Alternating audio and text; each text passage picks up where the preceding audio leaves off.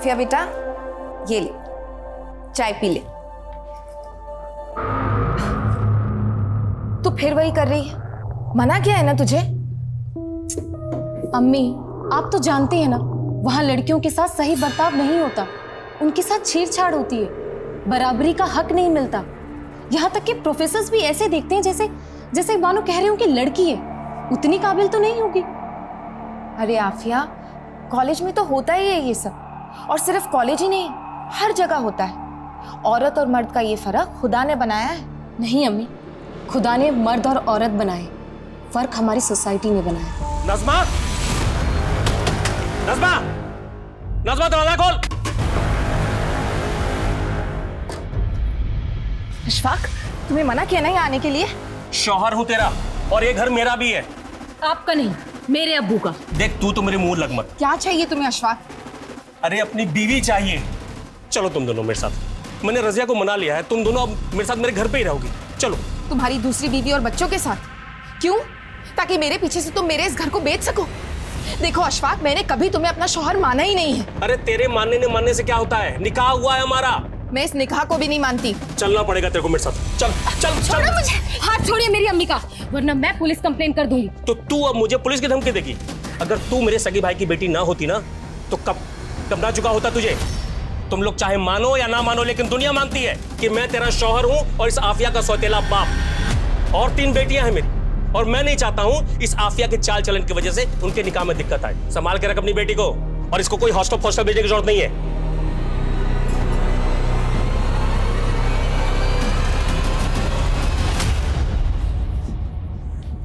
अम्मी, आप क्यों सहती हैं ये सब? तू नहीं समझेगी आफिया, ये दुनिया एक अकेली औरत के लिए कितनी जालिम है। प्लीज अम्मी, आप ये औरत होने की दुहाई मत दो। ये बोलो कि आप कमजोर हो। किस बात का डर है आपको? हाँ, आखिर आप पुलिस कंप्लेन क्यों नहीं करती? शरीफ घर की औरतें पुलिस कोर्ट कचहरी के चक्कर में नहीं पड़ती बेटा। अरे अम्मी, आप समझते क्यों नहीं हो? मुझे वहाँ हॉस्टल में आपकी फिक्र लगी रहती है। अरे मुझे कुछ नहीं होगा, तू बस अपना ख्याल रख, और थोड़ा हंस दे। अब चल, पैकिंग करनी है ना, चल जल्दी।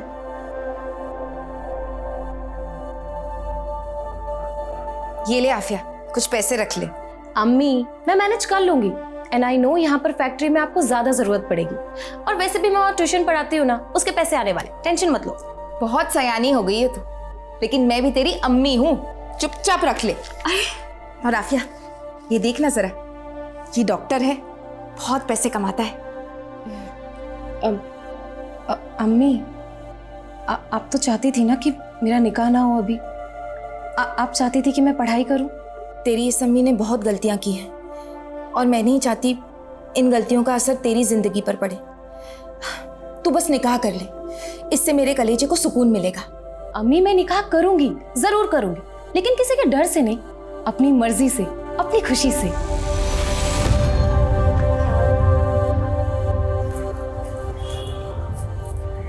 नहीं बैठ। अच्छा अम्मी, आप जाइए। मैं रुकती हूँ ना बस आने तक। अरे अम्मी, आपको काम के लिए देरी हो जाएगी, आप जाइए ना, मैं बस लेकर चली जाऊँ। ठीक, ख्याल रखना अपना। खुदा हाफिज। खुदा हाफिज।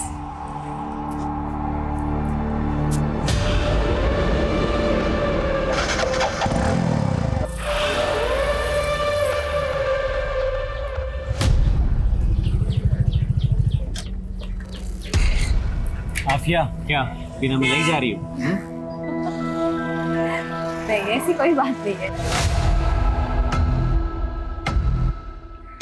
जा रही है वो आफिया अपने हॉस्टल, पता है ना क्या करना है।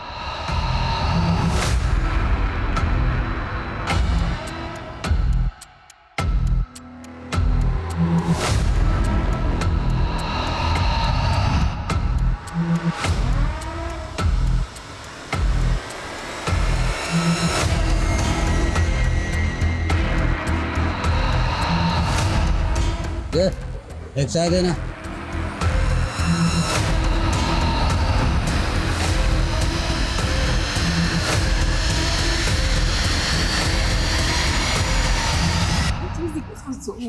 हे गाइस, हाय, हमारी झांसी की रानी आ गई। How are you? I'm good. How are you? Good, good. यार तूने पोस्टर इतने कमाल के बनाया ना कि उन्हें देख के मजा ही आ गया, सीरियसली। पता है शगुन, पूरी रात लगी मुझे इन पोस्टर्स को बनाने में, अम्मी तक को टाइम नहीं दे पाई। तो तूने अपनी पूरी छुट्टी इस नुक्कड़ नाटक पे वेस्ट कर दी? और नहीं तो क्या। कमाल है तू भी। वो तो मैं हूँ।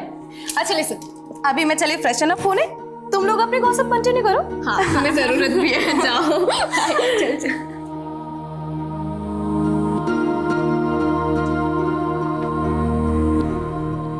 भैया, आज आप सभी की चाय मेरी तरफ से, लेकिन आप लोगों को भी प्रॉमिस करना होगा कि आप लोग हमारा नुक्कड़ नाटक वहां पर देखेंगे। ओके, लीजिए भैया, पैसे काटिए। हमें चाहिए आजादी, बुरी नजर से आजादी, से आजादी, बुरी नजर से आजादी। बंद करो ये सब, क्या चल रहा है? तो गर्ल्स हॉस्टल ने ऐसे ही मोहल्ले का माहौल खराब कर रखा है, और तुम लोग सड़क पर उतर के प्रदर्शन नहीं कर रही हो।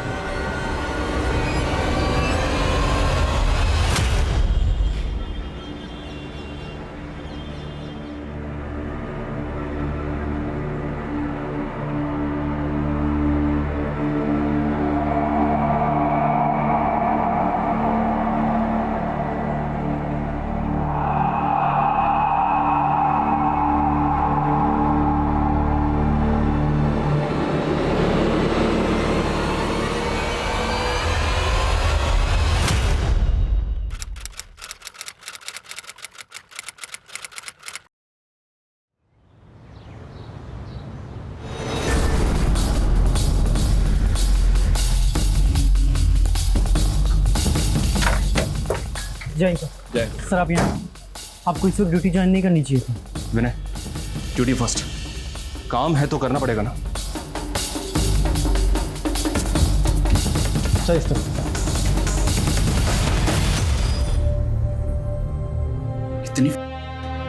इतना गुस्सा इस तरह से कौन मार सकता है इसे? सर कॉलेज की छुट्टियाँ चल रही थी, इसीलिए सभी लड़कियाँ अपने अपने घर गई हुई थी। आफिया और 4-5 लड़कियाँ और अभी परसों ही अपने घर से हॉस्टल लौटी सर। ये रही सर। अच्छा, आफिया के रूम में 2 बेड्स और हैं, उसकी रूममेट्स कौन है? सर मैं और तनु, लेकिन तनु अभी तक घर से वापस नहीं आई है सर। आफिया को इतनी हैवानियत से, इतनी बेरहमी से किसी ने मार दिया और आपको कुछ पता ही नहीं चला? एक्चुअली कल रात को मैं अपने कमरे में नहीं थी, हम सब लोग कल गीतिका के रूम में थे, क्योंकि इसकी दोनों रूममेट नहीं आई थी तो हम लोग इसी के रूम में सो गए थे सर। हाँ सर, ये सब मेरे ही रूम में थे। लेकिन आफिया तो आपके रूम में नहीं, क्यों? कोई अनबन थी उसके साथ? नहीं नहीं सर, वो तो हम सबकी बहुत अच्छी दोस्त थी।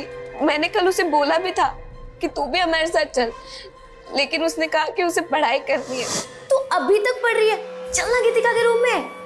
अरे मोहतरमा जी, ऑलरेडी घर पे कितना टाइम वेस्ट हो गया, अगर अभी पढ़ाई नहीं की ना तो मैं पक्का फेल हो जाऊंगी। तू जा, चलना प्लीज। जा मेरी माँ। अच्छा ठीक है, बाय। आफिया की लाश को सबसे पहले किसने देखा था? सर मैंने ही देखा था, सुबह मैं अपने कमरे में आ रही थी तो मैंने आफिया का किसी के साथ कोई अफेयर था? कोई ब्रेकअप हुआ था उसका? नहीं नहीं सर, जहाँ तक मैं आफिया को जानती हूँ ऐसा कोई भी नहीं था। हो सकता है कोई ऐसा हो जो उसे पसंद करता हो, कोई डिटेल्ड लवर टाइप। नहीं सर, ऐसा कोई भी नहीं था। लेकिन सर इस हॉस्टल के बाहर के लड़कों से आफिया की कुछ प्रॉब्लम चल रही थी और कल भी कुछ हुआ था। हाँ सर, कल दोपहर को हम सब बाहर नुक्कड़ नाटक कर रहे थे, तभी आफिया की वहाँ कुछ लड़कों से लड़ाई हो गई थी। और ये क्या आजादी आजादी का नारा लगा रखा है? और कितनी आजादी चाहिए तुम्हें? आजाद तो मैं हूँ, लेकिन अब मुझे पूरी औरत जाति की आजादी चाहिए। हमें इज्जत चाहिए, बराबरी का हक चाहिए, और हमें हमारे तरीके से जीने का अधिकार चाहिए। लेकिन ये बहुत बड़ी बात है, तुम जैसे लोगों को समझ में नहीं आई। चलो गर्ल्स। सुना, कहाँ जा रही है? अभी मेरी बात खत्म नहीं हुई है। आइंदा किसी भी लड़की को उसकी मर्जी के बगैर हाथ मत लगाना। मुझे थप्पड़ मारा तूने, तेरी तो भाई छोड़ मुझे, छोड़ूंगा नहीं तुझे, सबके सामने करके रखूंगा, छोड़ूंगा नहीं तुझे मैं। गलती मेरी ही है सर, इन लोगों ने तो कहा था कि पुलिस में कंप्लेंट करते हैं, लेकिन मुझे लगा बाहर के लड़कों से कोई सीरियस प्रॉब्लम हो गई और पुलिस इन्वॉल्व हुई तो लड़कियों पर खतरा बढ़ जाएगा सर। लेकिन सर मैंने ये नहीं सोचा था कि मेरे चुप रहने से ये सब हो जाएगा। आपके हॉस्टल में और कौन कौन मेल है? बस एक गार्ड मेल है और यहाँ तो कुक भी फीमेल है। आफिया का रूम यहाँ 3rd फ्लोर पे है और इस 3rd फ्लोर पे आने के लिए सिर्फ एक ही रास्ता है, ये सीढ़ियों से।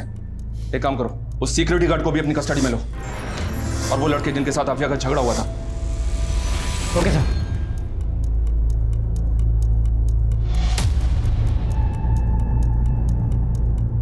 विनय, ये देखो, यहाँ पे खून के धब्बे हैं। हमें ऊपर कॉरिडोर में कहीं भी किलर्स के फुटप्रिंट नहीं मिले, ना ही सीढ़ियों पे, लेकिन यहाँ पे एक काम करो, यहाँ के प्रिंट लो और लड़की की बॉडी को पोस्टमार्टम के लिए भेजो। Okay sir.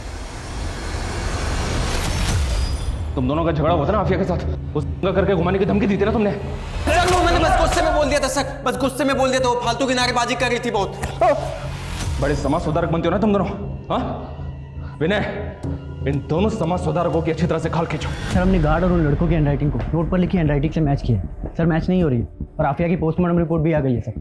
सर पर गहरी चोट लगने की वजह से उसकी मौत हुई। सर तो कंफर्म नहीं हुआ, बॉडी पर कोई डीएनए तो नहीं मिला, लेकिन सर नोचने के निशान है।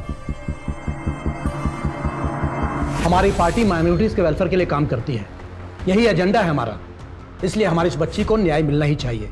सर आफिया के केस की चार्जशीट दायर हो चुकी है। वो सब मुझे कुछ नहीं मालूम, कैसे भी हो इस केस को रीओपन करवाइए। मैं तो कहता हूं कि इस केस को आप क्राइम ब्रांच को सौंप दीजिए।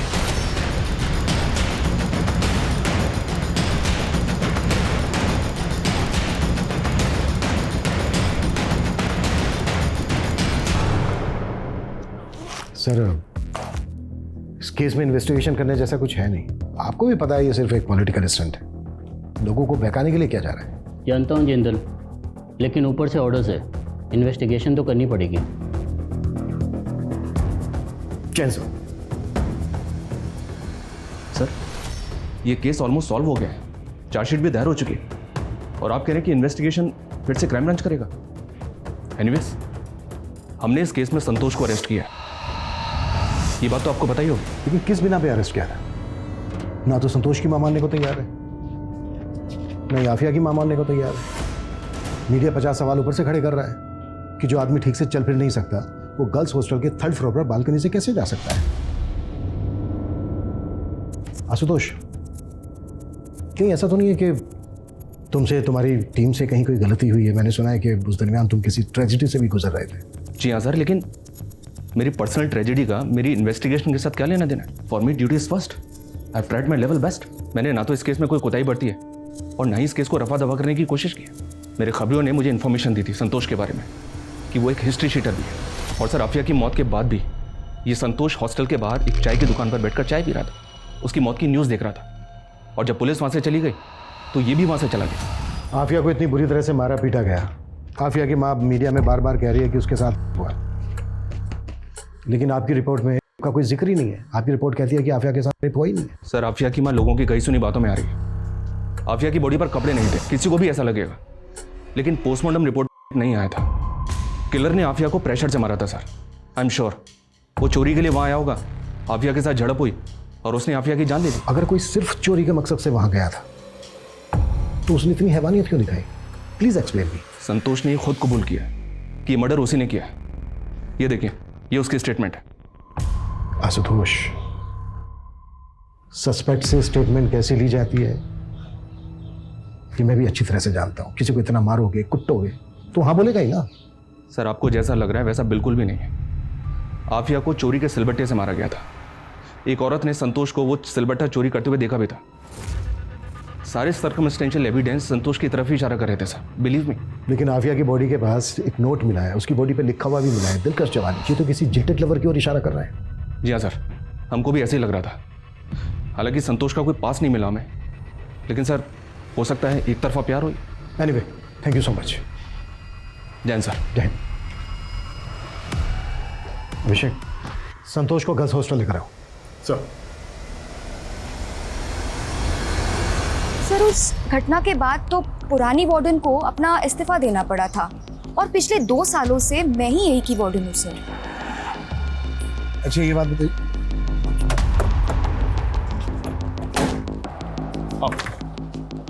सर ये संतोष है। साहब मैंने कुछ नहीं किया है साहब।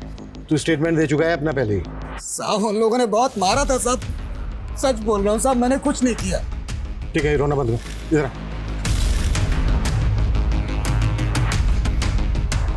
आ जा। चल दीवार पे चढ़ जा। चल चल।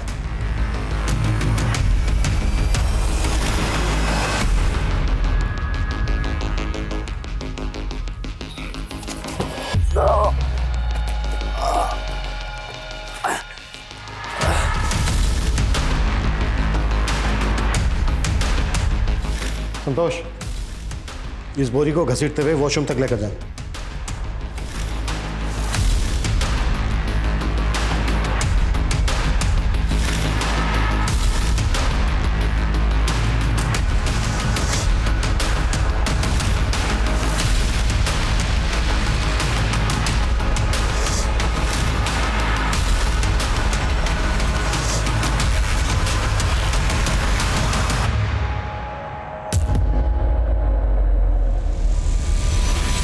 सर, ये संतोष को लेके आपको क्या लगता है?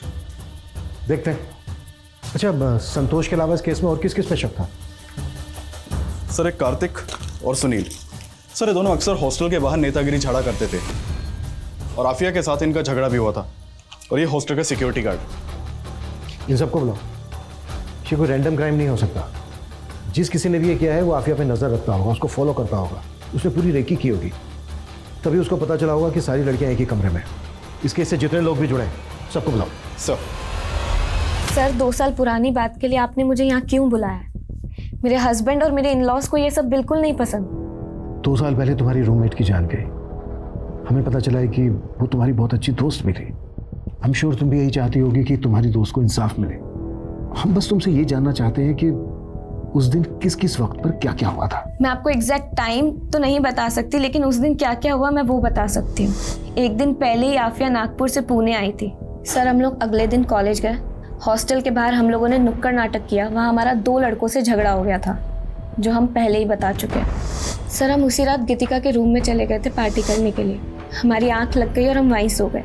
सुबह जब हमारी आँख खुली, हम वॉशरूम की तरफ गए तो हमने देखा कि आफिया की लाश वहाँ थी।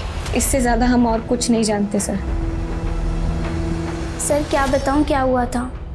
2 साल बीत चुके हैं इस बात को, और सच कहूं तो मुझे भी कुछ अच्छे से याद नहीं। तुम लोगों ने किसी तरह की कोई आवाज़ सुनी थी उस दिन? नहीं सर, एक्चुअली उस दिन हॉस्टल के आसपास कोई फंक्शन था तो बहुत शोर था, इसलिए कुछ सुनाई नहीं दिया। सर, वार्डन किरण शर्मा यहाँ से जॉब छोड़ के दिल्ली शिफ्ट हो चुकी है। मैंने उसे बुला लिया है। और वो दोनों लड़के अंकित और सुनील, उनका क्या हुआ? सर, वो दोनों भी पुणे छोड़कर जा चुके हैं। मैंने उन्हें भी इन्फॉर्म किया है।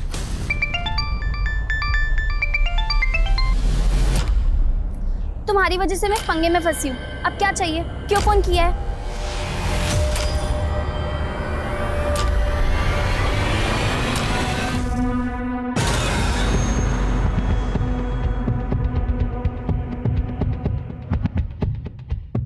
अभिषेक, इंस्पेक्टर आशुतोष को बुलाओ। सर। क्राइम स्पॉट या हॉस्टल के कॉरिडोर में कहीं पर भी फुटप्रिंट नहीं मिले। Right sir. लेकिन स्टेयर्स के पास मिले। इतना तो साफ है कि किलर के जूतों पर आफिया का खून लगा हुआ था। उस हिसाब से तो कॉरिडोर में भी मिलने चाहिए थे। जी हाँ सर, हमको भी ऐसे लगा था। फिर हमने सोचा कि शायद किलर ने वहां से निकलने से पहले पहुंचते होंगे।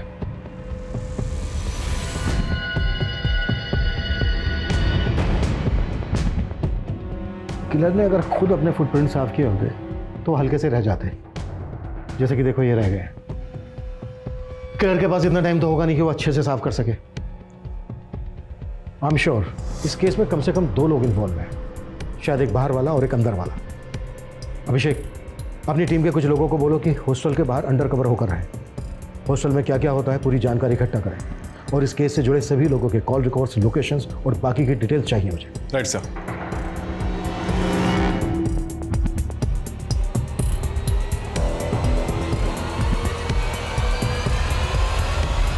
सर, लोगों की बातों से मैं इतना परेशान हो गई थी कि मुझे पुणे छोड़कर दिल्ली शिफ्ट होना पड़ा।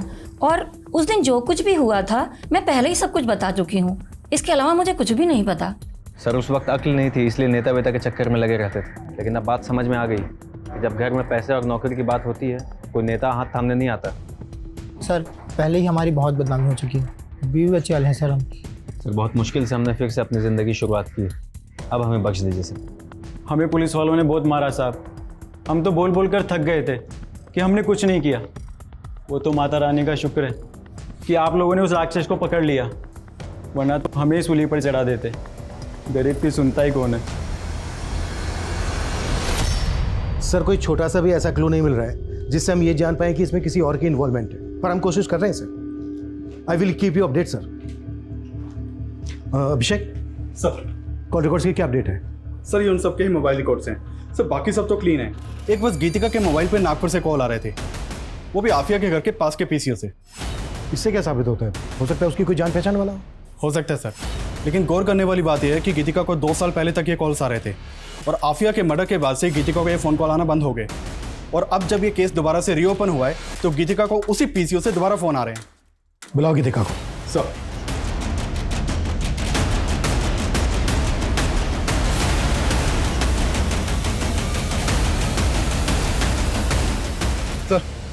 सर कुछ तो गड़बड़ लग रही है। सर गीतिका को बुलाने के लिए एक टीम उसके रेंटेड घर पे भेजी थी, तो नेबर से पता चला कि वो तो घर छोड़ के जा चुकी है। तो आपका शक सही था कि हो ना हो इस केस में 2 लोग शामिल हो सकते हैं और कहीं ना कहीं ये दूसरी शख्स गीतिका ही हो सकती है। ये भी तो हो सकता है ये केस हो ही नहीं, इसमें दुश्मनी का एंगल हो, किसने दुश्मनी निकाली हो आफिया के साथ। पुलिस को गुमराह करने के लिए क्राइम सीन को इस तरह से सजाया गया कि जिल्टेड लवर और रेप एंड मर्डर का केस रखे। अभिषेक पता करो कि गीतिका इस वक्त कहाँ पर है और नागपुर से गीतिका को फोन कौन कर रहा था। आफिया की माँ से भी पूछताछ करो, शायद वहाँ से कुछ पता चले। सर गीतिका? नहीं, मैंने गीतिका को कभी फोन नहीं किया, मैं तो उसे अच्छे से जानती भी नहीं हूँ। देखिए कॉल्स तो आपके एरिया से आते थे, उसका कोई दोस्त या कोई जानने वाला? मैं किसी को नहीं जानती। ठीक है।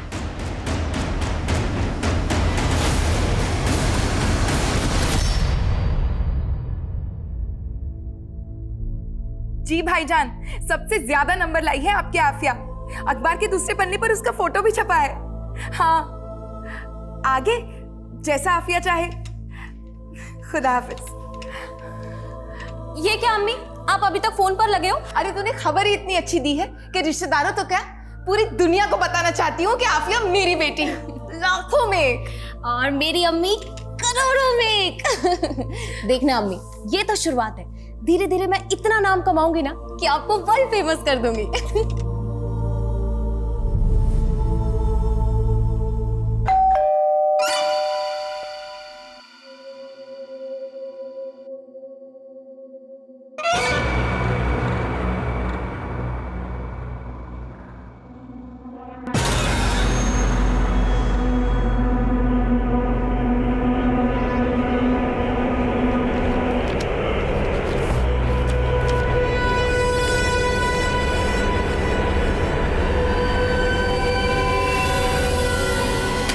लेटर में लिखा है कि बेटे सिद्धार्थ ने मेरी बच्ची को मारा है। अब समझ आया, अपने संतोष जैसे आदमी को केस में फंसाया ताकि केस को रफा दफा कर सके।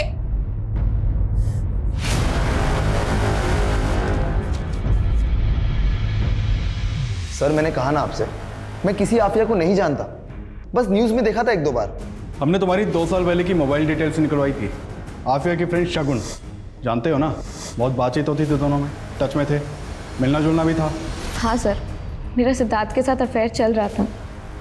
सर मैंने आपसे एक बात छुपाई थी। असल में उस रात हम सारी लड़कियां गीतिका के रूम में छुपके से पार्टी कर रहे थे, जिसमें मैंने सिद्धार्थ को भी बुलाया था।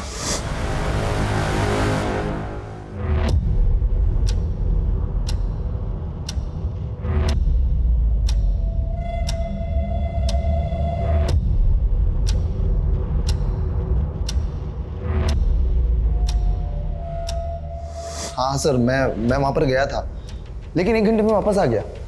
उसके बाद वहाँ पर क्या हुआ मुझे कुछ नहीं पता सर। सर सिद्धार्थ झूठ बोल रहा है। हम लोग तो बीच पार्टी से ही निकल गए थे और निकलकर हम लोग दूसरे कमरे में चले गए थे। सर जानवर था वो जानवर, उसे तो प्यार का मतलब ही नहीं पता था, इसीलिए मैंने उससे ब्रेकअप कर लिया।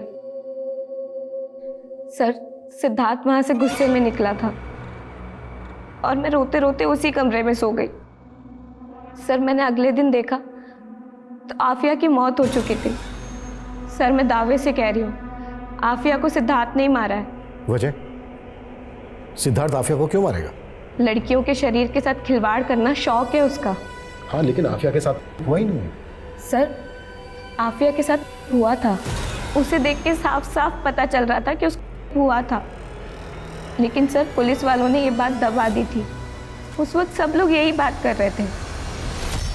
बहुत प्रेशर बढ़ रहा है जिंदल, जो करना है जल्दी करो। सर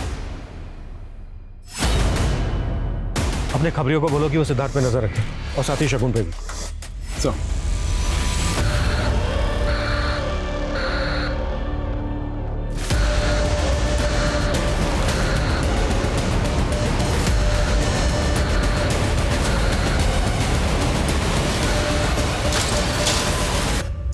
सर ये सिद्धार्थ तो बार बार यही कह रहा है कि वो उस रात वहाँ था ही नहीं। नेता का बेटा है, इतनी आसानी से थोड़ी ना टूटेगा। नजर रखो इस पर। इस केस में बार बार यही बात उठ रही है कि हुआ था, नहीं हुआ था, हुआ था, नहीं हुआ था। एक काम करो, जिस डॉक्टर ने पोस्टमार्टम किया था उससे मिलो।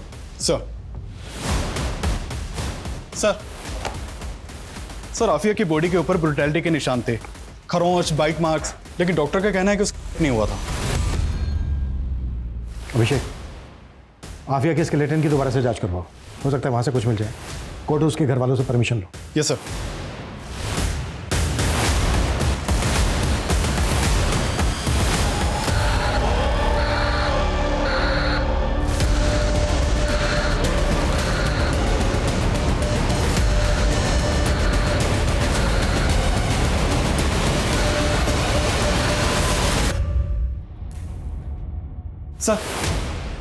सर आफिया के स्केलेटन की फोरेंसिक रिपोर्ट आ गई है। सर एक और बात पता चली है, आफिया के मर्डर के करीब 8 महीने पहले उसने एक वीडियो पोस्ट किया था जो काफ़ी वायरल हुआ था।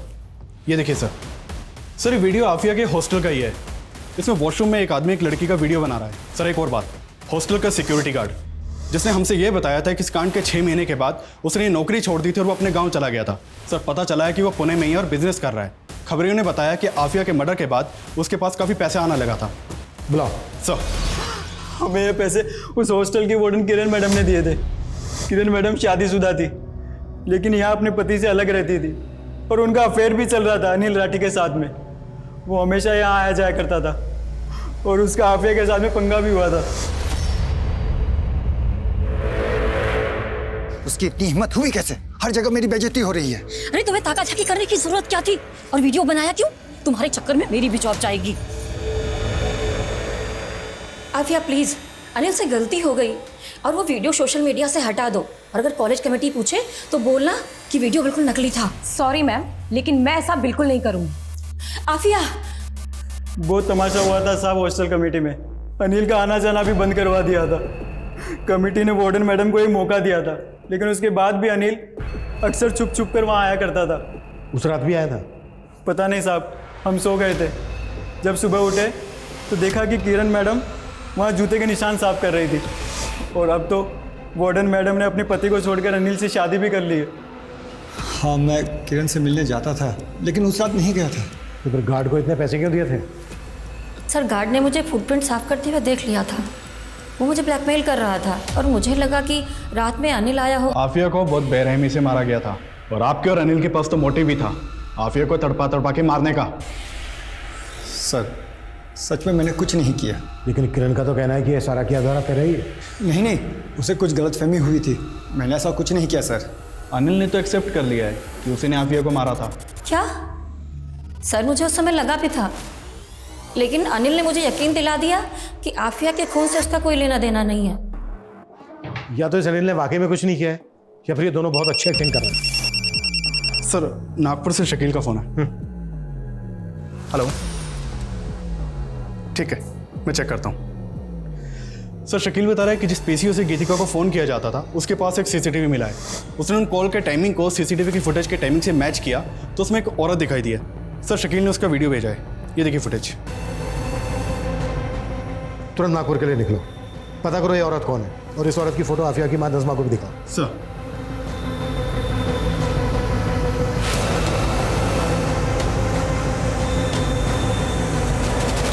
हाँ सर, मैंने फ़ोन किया था गीतिका को और बोला था कि उस आफिया पर नज़र रखे, क्योंकि आफिया का मेरे शौहर के साथ अफेयर चल रहा था। क्या है ये? हाँ, क्यों उसकी फोटो अपने वॉलेट में लिए घूमते फिरते हो? हाँ, मैं प्यार करता हूँ आफिया से और निकाह भी करके रहूंगा। मैं आफिया का पीछा किया करती थी ये जानने के लिए कि वो मेरे शौहर से मिल रही है या नहीं, लेकिन मैं पुणे में उसका पीछा नहीं कर सकती थी। इसलिए मैं उसके हॉस्टल की एक लड़की गीतिका से मिली। मैंने उसको पैसे का लालच दिया तो वो तैयार हो गई। कहीं ऐसा तो नहीं है कि अपने गुस्से की वजह से तुमने ही आफिया के साथ ये सब कुछ करवाया? नहीं सर, मुझे क्या पड़ी है मैं किसी के साथ कुछ करूं। ऐसी लड़कियों को ऊपर वाला खुद ही सजा देता है और उसका तो पूरा खानदान ही ऐसा है।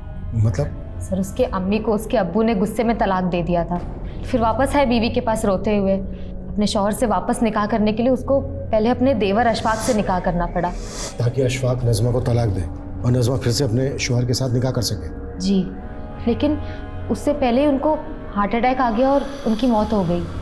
लेकिन उनकी मौत के बाद अशफाक ने नज़मा को तलाक नहीं दिया, उल्टा दोनों माँ बेटी का जीना हराम कर रखा था। अशफाक जानता था कि अगर वो नज़मा को तलाक दे देगा तो इतने बड़े घर की मालकिन वो दोनों माँ बेटी अकेले बन जाएंगी। उन दोनों माँ बेटी की ज़िंदगी खुद तो बर्बाद थी और बेटी मेरे शौहर के साथ चक्कर चला के मेरी ज़िंदगी बर्बाद कर रही थी। तबस्सुम झूठ बोल रही है सर, ये सब बेकार की बातें। मेरी बेटी इकबाल से प्यार करती ही नहीं थी। तुझे मेरी कसम, बता क्या कुछ चल रहा है तेरा इकबाल के साथ? अम्मी कम से कम आप तो मेरा यकीन कीजिए, इकबाल भाईजान को मैं सिर्फ अपना भाई मानती हूँ और कुछ भी नहीं। लेकिन ये बात आपने हमसे पहले क्यों नहीं बताई? मैं आपको क्या क्या बताऊं और किस किस के बारे में बताऊं सर? अकेली औरत की तो पूरी दुनिया ही दुश्मन होती है। सर मैं आफिया से बहुत प्यार करता था और वो भी मुझसे प्यार करती थी। आफिया प्यार नहीं करती थी तेरे से। आफिया की मौत में ऐसे ही किसी इंसान का हाथ है जो एक तरफा प्यार करता था उससे। नहीं सर, ये आप क्या कह रहे हैं? मैंने आफिया के साथ ऐसा कुछ भी नहीं किया है। साहब मैं मानता हूँ कि साहब मैं आफिया को पसंद नहीं करता था साहब, लेकिन साहब मैं इतना बड़ा भी जानवर नहीं हूँ कि अपनी सगे भाई की बेटी के साथ ऐसी घिनौनी हरकत करूँ साहब। और मैम ये आपका ऑर्डर। Thank you. मैम आपके लिए कुछ और भी है। जी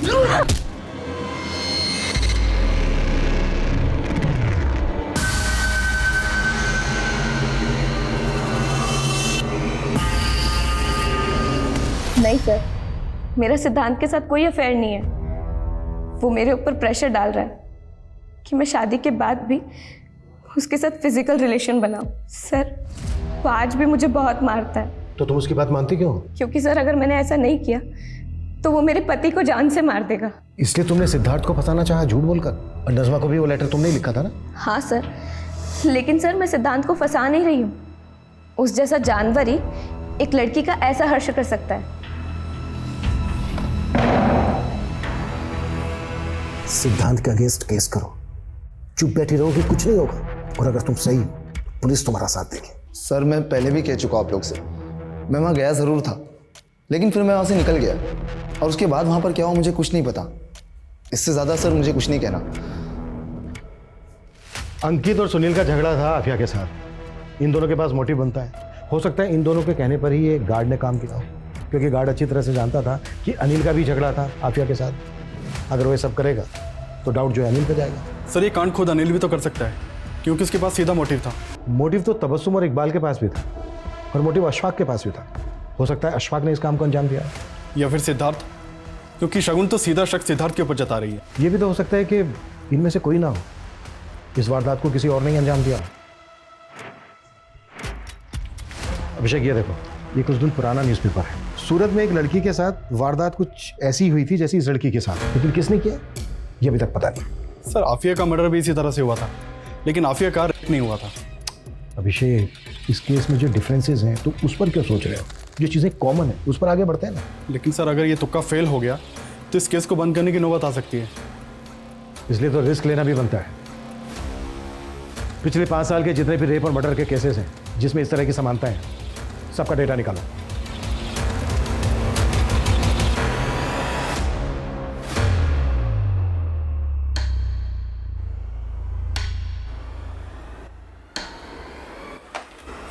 सर हमारे केस से सिमिलर 5 केसेस मिले हैं, भोपाल, गया, सूरत, धर्मशाला और औरंगाबाद में। सर सारे विक्टिम्स को तड़पा कर मारा गया था। इन 5 केसेस में सर 3 विक्टिम्स को मारने के बाद उनके साथ रेप किया गया था। डीएनए के ट्रेसेस तो मिले, लेकिन पुलिस किलर को नहीं पकड़ पाई। इन विक्टिम्स की बॉडी पे जो डीएनए मिला है मैच करो, देखो किलर सेम है क्या।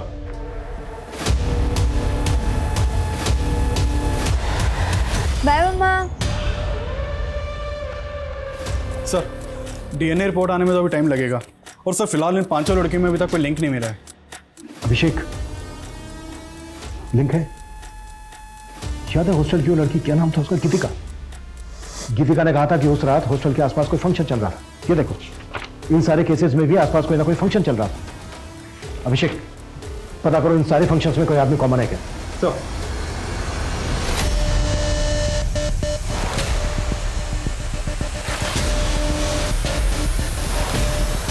जो डिटेल्स निकालने के लिए बोली थी अब तक मिली क्यों नहीं है मुझे? सर आपका शक सही निकला। एक आदमी का पता चला है जो हर लोकेशन पे मौजूद था। ये सर ये अलग अलग शहरों में अलग अलग कैटरिंग के लिए काम करता है। मैंने मोबाइल ऑपरेटर से इसकी डिटेल निकलवाई तो पता चला कि ये मुंबई में है अभी। तुरंत मुंबई पुलिस से कांटेक्ट करो, इस आदमी को ट्रेस करो। इससे पहले कि किसी और लड़की को अपना शिकार बनाए हमें इसे रोकना होगा। Quick fast. सर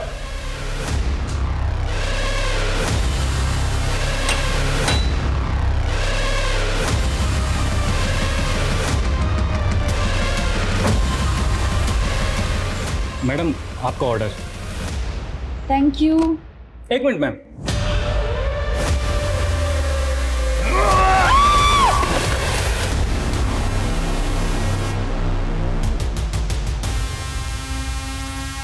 रघु चल। देख, शुरू से अब सच बताना शुरू कर। हमें दूसरे केसेस में भी डीएनए सैंपल मिले।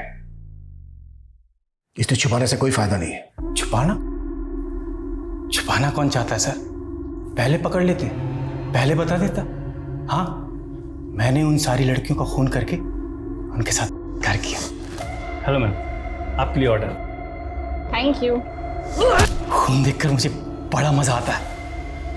उसी से मैं वो क्या कहते हैं, एक्साइटेड होता हूँ। आफिया को क्यों मारा?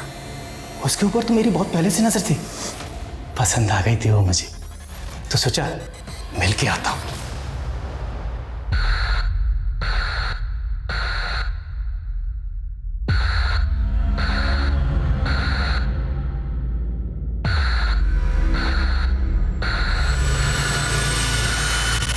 तो कुछ लड़कियों की डेड बॉडी के साथ करता था, कुछ लड़कियों की डेड बॉडी के साथ नहीं करता था। वो एक मेरी कमजोरी है। कभी कभी खून देख के भी गरम नहीं होता मैं। लेकिन वो लड़की मुझे चाहिए थी, इसलिए उससे वादा करके आया, फिर मिलेंगे अगले जन्म। ये तेरा आखिरी जन्म है। इस वक्त रघु न्याय की हिरासत में है। पुलिस जल्द ही उसके खिलाफ कोर्ट में चार्जशीट फाइल करेगी। रघु ने अपने स्टेटमेंट में यह कबूल किया कि पिछले 3 सालों में उसने कई लड़कियों को मॉलेस्ट किया था, उनके साथ जबरदस्ती की थी, लेकिन कभी किसी लड़की ने रघु के खिलाफ शिकायत दर्ज कराने की हिम्मत नहीं की और शायद इसी वजह से रघु की हिम्मत और बढ़ी। रघु का कोई क्रिमिनल रिकॉर्ड ना होना भी एक अहम वजह था कि इतने सालों में रघु कभी पुलिस की रडार में नहीं आया। औरतों के लिए सुरक्षित समाज बनाने के लिए जरूरत है इस सितम के खिलाफ आवाज उठाने की। जब तक हम चुप रहेंगे, सितम का ये सिलसिला यूं ही चलता रहेगा। ये चीखें खामोश नहीं होंगी। अब मैं सोनाली कुलकर्णी आपसे विदा लेती हूँ। फिर मिलेंगे क्राइम पेट्रोल सतर्क जस्टिस रीलोडेड के एक नए केस के साथ।